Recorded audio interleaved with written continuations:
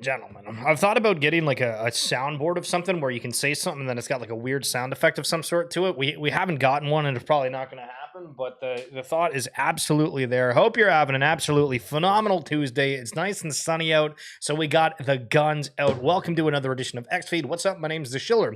If you've never tuned in before, well, this is going to be a time and a half for you, let me tell you, because we're going to go through over literally everything within the space. We got absolute huge community crash outs that are going on the timeline. We got Tim Sweeney out there talking about a collective of games that are no longer exclusive, but also vying for the metaverse rights that are going on. What else do we got on here that I probably should have wrote down? Oh, we're going to talk about doodles too. Listen, doodles may be it, to be totally honest with you. Taking a little bit to get there, but they might be it, as Mtali is Himothy. T-Doge, what's going on, Mtali? Love to see both of you. All right, so I saw Josh Hong saying looks rare on this thing. I have no idea what this is, so I'm just going to click into it right quick. Marusa. Okay, so right off the bat, does this not give you the complete vibes of everything that's like Wonder Pals, Cool Cats? It's not like the doodle style. Like this is going for like the cute, like Foxy Fam type of deal. But I have no idea what to think. Take part in the magical world of Marusa by STRP Inc. 233,000 followers on there. They got an art reveal. I'm not going to go over a whole lot of it, but it looks like it's got a decent following. And the question for you, right off the bit, right, is for the different NFTs that are out there, how many of them do you feel like, yep, you know what, I want to be a part of that, or, you know, there's something that's actually attracted to me? To them, other than simply collecting for the art. And I'm not necessarily talking about, you know, they have some kind of airdrop or they have some kind of companion drop. I'm like genuinely asking, you know, from everything they've offered to all the things that they are a part of. Well, this is, you know, these are the things we have to talk about within 90 seconds. Noise. What's going on, Beckham? How we doing? All right. So listen to this. We're just gonna. Sorry, misclick there. We're just going to listen to like the first like 60 seconds of this. So this is BlackRock's CIO, right? They're overseeing 7.8 trillion and they bring up digital assets. I think that we are really early in our digital assets journey. And as I said, I think we are really bullish on the potential for tokenization to improve access to capital markets and make them work better. We will continue to invest in our capabilities to build those bridges, and how you get from point A to point B is something we need to spend time on. What is the... Okay, so the people who post this are not that exact interview, but RWA Builders. I have an interview coming up next week, and ooh, baby, it's a wild world. Da-da-da-da. It's a crazy good interview. The guy's name is Travis John. We get into like some crazy topics, like to the point of talking about what do we think the adoption is going to happen faster, the fact of everyone allocating 1% to Bitcoin, because that's a big narrative right now, or the adoption of stablecoins, which within that podcast, I was arguing about the fact of, you know, at the start of 2025, it felt like stablecoins were kind of the talk of the town. And then it feels like it's not necessarily as much as that. But we're going to get into some other crazy topics. But again, if you want to listen to that, it is the RWA Segments podcast. Link down in the description below. Or if you follow me on X, it is on there. All right, Tim Sweeney. Peckham, sorry. 0.2% of each collection offered to me interests me. Well, do you mean like if you got them for free? What do you mean by that? I need a little bit more specifics, baby. What are we talking about? Nice. Gears of War plus Microsoft plus Sony. So years ago, we used to go and say, it's Xbox versus PlayStation. And in the metaverse, everybody's friends. We gotta quote that line or copyright it, whatever we do. The iconic original returns. Gears of War Reloaded comes to Xbox Series X and S, Windows PC, PlayStation 5, and Steam on August 26th. So the other funny part with this is like half the games that were exclusive were also available at PC at some point, or just opened a little bit later. I'm not talking about Gears of War, but I'm just talking about exclusives in general. So it does feel that we're at a point of just breaking down the barriers and everybody just working together because they know how big the industry can be. Jake Lucky taking a quote from Tim Sweeney as well. Tim Sweeney wants to one day unify the gaming ecosystem, like we just talked about, where a cosmetic in Fortnite can also be worn in Roblox and maybe one day Call of Duty. Think we will ever see it. So just taking that line straight up, is it not crazy that we've had genuine people across the Web3 space talk about how they're building out the technology to be able to do that, creating standards, working and showcasing that ability, and even referencing the fact that the future is going to have that before this was even brought up. And now it feels like everybody's just like, okay, sure. So we'll see how long it takes, but it's something that's definitely going to happen. No utility, no bueno. Give me use rationale. If it's just another person who made a collection, it's just a poster on the street for a nightclub, I will never visit. Poster, not a poster. Although apparently the 3D version of Among Us, if you've ever played the Imposters, that just got announced today. You know, off the top of my head, I'm just thinking too, do you remember Elio Trades? Didn't he do like an Imposters game that was like the Web3 variation of Among Us? What the hell happened to that? You guys remember? It was called Imposters. Whole train of thought. We're going to need, listen, this is where you need like the AI agent where I can be like, listen, go look up this thing while we're talking about this, and then it can flush over and give us the new insight on the fly. Wendy O saying all crypto ETFs will be approved Q3 and Q4.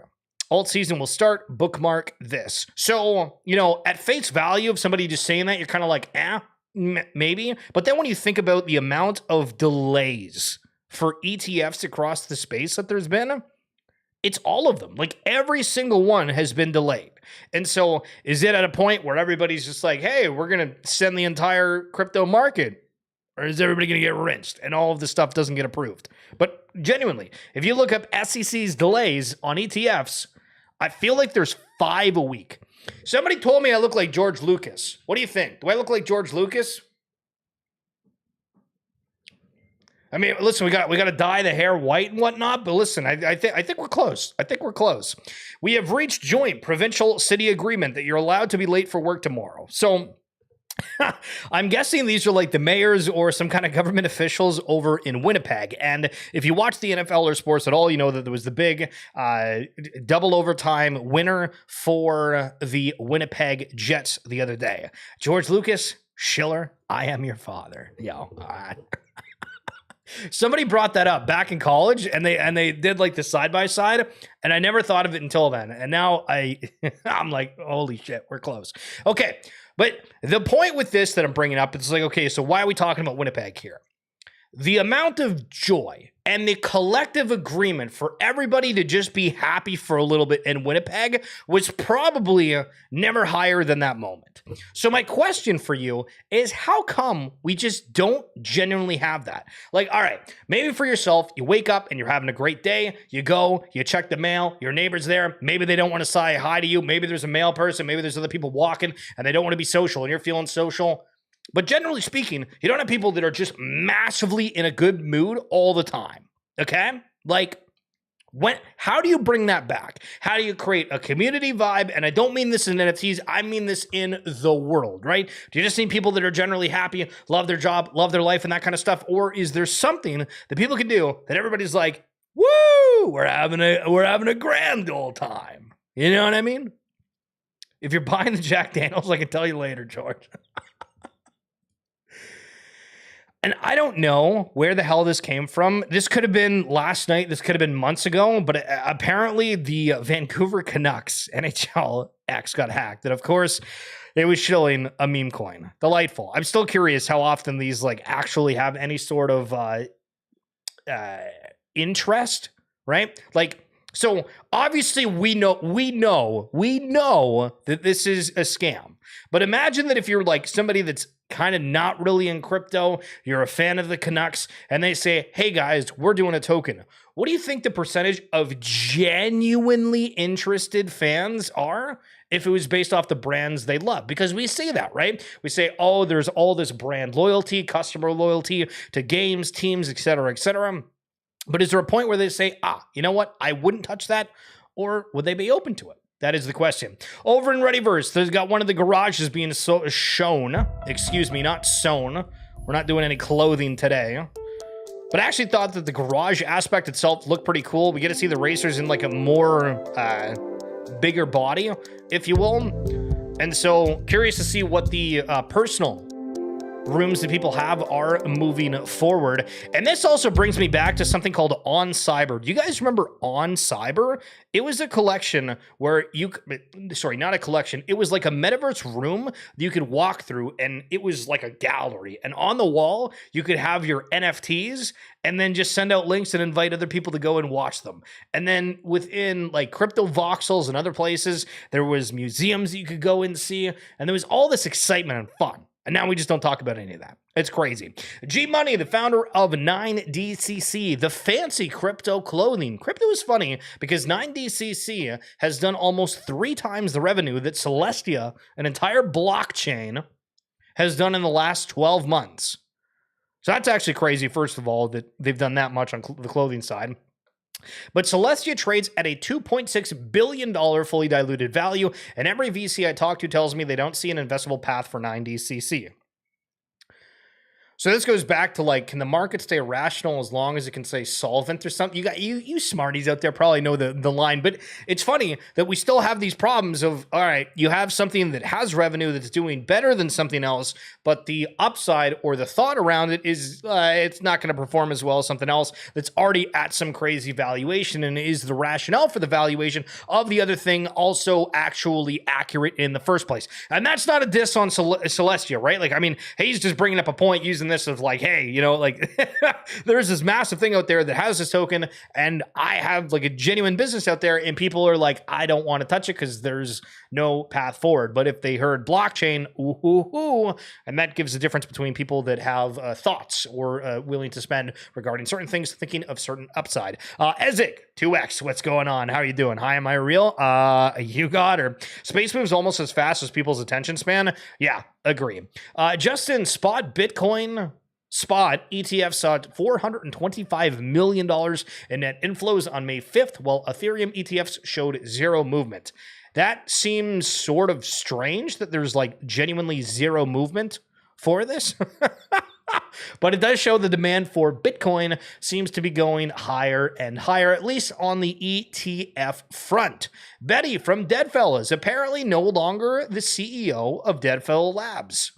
Syke will take over as CEO, and I'll be moving to a director position where I'll continue to oversee all aspects of the company and its verticals day to day, just in a different capacity.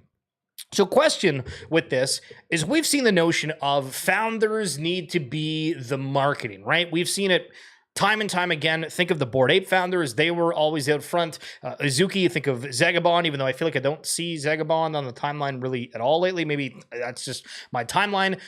But what happens when you have somebody that's supposed to be the face of something and then they are no longer the case of that? And I'm trying to think of some other individuals because I think like over on the Sappy Seal side of things, there was like Camel, but then he went over to Sugartown, unless I'm mixing up the names with somebody else. But there's different people in the space that were like the main characters for something. And then if they switch or they're no longer that main character, I feel like there's kind of like a hole to fill on that sense. And I don't know. I feel like that's something that's, I don't know if I have like a hot take on it. It just feels sort of weird that seems to happen somewhat often. Okay, Meebits, the other day, they did an announcement saying we got something coming for I believe it was the anniversary, and they've got some good news and bad news, and we're here to share it. First, the Meebits X Nopper art has revealed the 3 pieces are a celebration of Meebits and Metropolis. Sadly, the mint window on OpenSea beta platform suffered an exploit allowing non-holders to mint. The team is looking into it and will keep everyone informed as the next steps forward. Yay, Web3 constantly having problems. Woo! Bravo, bravo. We did it again. Nice job, everybody. Meebits art claim update. The mint has not intended to have a public phase. We paused trading on the collections as we decided a solution. We've taken a snapshot of Meebit art holders as of 9:59 a.m. Eastern. You will receive a new NFT from a new contract airdropped. The existing contract will be deprecated.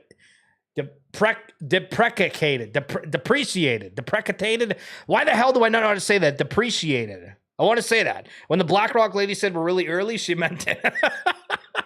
Secondary market buyers after 9 a.m. Eastern will be refunded by OpenSea for any purchases on OpenSea, so that's interesting. And both Meebits art holders at snapshot time and secondary market buyers post 9 a.m. will receive an XP shipment from OpenSea. I don't know. That's cool. I don't really think that does a whole lot, but that's yeah, I don't know. It's an art drop. Cool. Meebits is doing stuff. Bryson commented on somebody that was talking a little bit about this Counter-Strike skins and how that's a big market. No gamer wants to own skins or assets and NFTs that have no value in a Web3 game that is dead. I very much agree with this. Like, when I was playing Cambria, we've talked about it before, I really, really enjoyed it. And there wasn't really a way to get, like, exposure to aesthetics within the game at the current iteration within Season 2. And it was only 14 days. But I was like, man, you know what? I'd be totally open to buying certain cosmetics within this because I very, very much enjoy playing the game. And for any of you, whether you do Call of Duty, whether you do League of Legends, whether you do PUBG, whatever the game may be, Valorant, you'd probably be like, listen, you know what?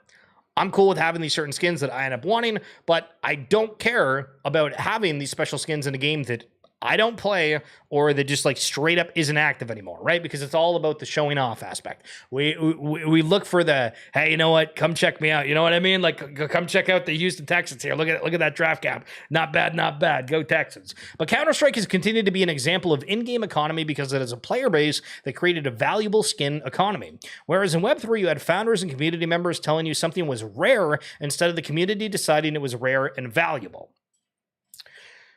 Whereas in Web3, you had founders and community members telling you something was rare instead of the community deciding it was rare and valuable. So that's, I mean, like, to go over that line for a second, like, are we just saying that we think that the fact of the scarcity of certain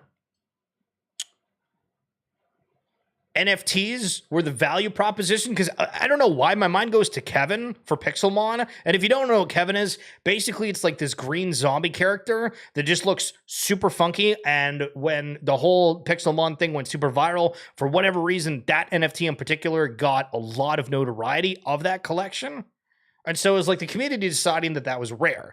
But it, you know, playing the game, I don't even think they had a game when it launched. It was just all these visuals, right? And so I guess when you look at it from that standpoint, it's like, sure, community decides that that one piece is rare, and then does the whole collection end up getting attention, or how does it work? There is no substitute for a great game with staying power. That staying power is what opens the door for a robust in-game economy, not someone telling you this gaming NFT will get you an airdrop. Okay, from that standpoint, yeah, 100%. If we're basing things off, okay, there's going to be some value in the future, yada yada, agree. Yeah, it's not gonna be the greatest thing ever. And we are live over on Abstract. If anybody's wanted to go check that out, and we'd love for you guys to follow on Abstract as well. It's just Schiller. So hell yeah. New Forbes. Guys, what do we think about Forbes? Do we like Forbes? Do we dislike Forbes? What's the thoughts? Forbes article states, in quotes, NFT collectives like Pudgy Penguins, Remilia, Azuki, and Claynosaur has been grinding on, seemingly oblivious to the NFT winter.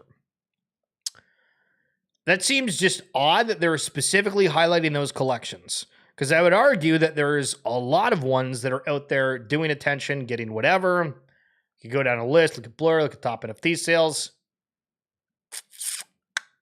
I don't know. Also, these are like all on ETH except for one. So we do still have that Ethereum bias. But I don't really know what the hell to think about that. And they bring up Pudgy Penguins flooding Walmart. I feel like that's like a staple. Like the fact that they did the Walmart deal, now everybody just associates that and makes it like very big. We're happy to welcome Coinbase as an official partner for League of Legends esports and Valorant's esports global events. So this is huge. This is really, really big because a couple of years ago, there was FTX. And FTX was a sponsor of a ton of esport teams, and then it felt like it went away. There is one team in the North American League of Legends scene that has like a Coinbase sponsor, like on their jersey patch or whatever. But we've generally not seen anything crypto related in a much broader scale. And so this feels like maybe a turning point where this is coming back, and maybe we start seeing the start of crypto advertising within esports. And I think it's a decent market for that. And that's League of Legends and Valorant. So two esports, all from Riot Games, which we'll talk about in a second because things aren't that great within that space, but we'll digress. The Solana name service, like ENS, so anybody with a .sol name, is launching a new token, SNS. 40% of the supply is being dropped to early and new supporters.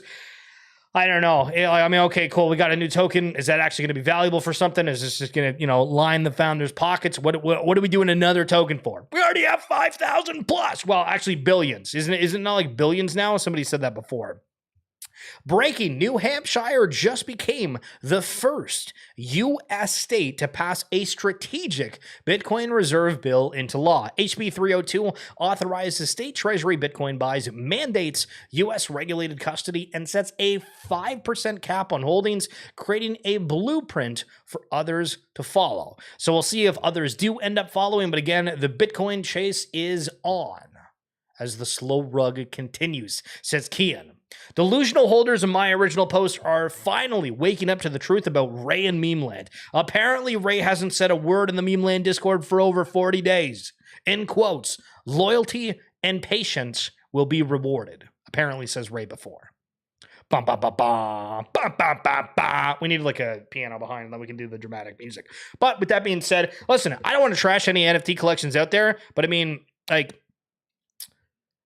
There's a lot of hyping up certain things, and people are absolutely falling for it. I think we have a huge audience of people that have fallen for fancy words, cool things, saying we're going to have revolutionary tech and everything else, and the actual reality of, all right, how far is the development on that? How far is the interest level? What's the likelihood of this actually expanding to anything? And the same concept where now people are saying, well, for NFTs, the way that they were, they're absolutely not going to, stay that way forever. And the new rendition of them is going to change. Like, I agree with that, but when you look at these things, there's a lot of people that are maybe starting to realize that, hey, we need something a little bit more. Market makers and things that got huge bids before doesn't always mean that's going to be the case. And what I'm saying right now could be totally wrong. These guys could come out with the most banging thing ever and people flood the market and go out there. But I do really think that we have a problem. And I mean, if you go through these shows, if you've been listening, thank you so much throughout these. But anytime we talk about a collection, how many times have you felt like, wow, that's really cool what you just showed, or that's cool that we went over this. I'm going to go out and actually look at acquiring the certain collection. I feel like there's very few times that there's something that moves you to do it unless it's within like a reasonable price point, because the vast majority of these NFTs too are something that's more expensive. But speaking of doodles, they're saying who's next? And these are all the combinations. And sorry, this is a lot right here. But I mean, Adidas, Arizona, Crocs, Lil Wayne, Roblox. I think that's Roblox within there. Wait for it. I think that last one. Whoa, okay, that was loud as hell. PlayStation, Rubik's, excuse me, when they did the Rubik's Cube, and then they had PlayStation in there. What the hell did they do with PlayStation? I don't remember anything with PlayStation. But the point being, right, is Captain's Meme Land, they're like, we're doing all these crazy things, and Doodles is going out there doing these things, and I don't feel like they're really shilling it that hard. They're just going out and doing these things. And I think that's the way to do. Don't overhype, moving forward. Okay, going back to those League of Legends eSport news, Coinbase sponsoring, and again, those were global events that they were sponsoring. It wasn't individual teams, apart from Team Liquid, I believe, is the one that's there. So the LEC, which is like the European big league, there's like a North American one, there's a Chinese league, there's a Korean one, and a Europe one. So the LEC in League of Legends had recorded a deficit of 28.5 million pounds in 2023, and the league sits at 53 million pound cumulative losses. Through Riot Games Limited, though Riot Games Limited made 1.55 billion pounds that same year. Okay, so this is where some of the problems come into, and I think where we have, all right, how does blockchain, crypto merge with the fact of esports? Because you have some of these games that are making a killing, right? And again, Valorant, League of Legends, reminder, they're free games. They're free games to go and play. But the skin market, right? The secondary collections, they were able to make 1.55 billion off of all their games. Now, I'm not an expert by any means, so they could have like a lot more beyond. I mean, they do have a lot more beyond League of Legends and Valorant, but those are two big ones that gamers are out there buying these skins. And think of if that market turns into being tradable. So obviously some of them are like, you know what, we don't want to give that up. But at the same time, these esports teams that are helping drive players to the game, creating content around it, everything else, it's a huge advertising engine for them. But how do they come together? How does it be beneficial for everyone involved, from the games to the teams to the studios? That's the question we have to find out. And then finally, Wendy's has started selling their beef patties in select stores. Bravo. Things we love to see. Hell yeah. That's going to be it for this edition of XFeed. Thank you so much for coming on through, Gary. Doge, E, Z, Snazzy. What's up? How we doing? Peckham, T Doge, and M Tully, the one and only. Thank you guys. Appreciate it. I'll see you tomorrow as per usual. Hope you enjoyed the stream. Again, if you want to check out the RWA Segments podcast, have it in a little bit of a different tone than we do here. Be sure to check out the link down below. If you're on YouTube or on X, check it out in the bio. I'll see you tomorrow. Peace.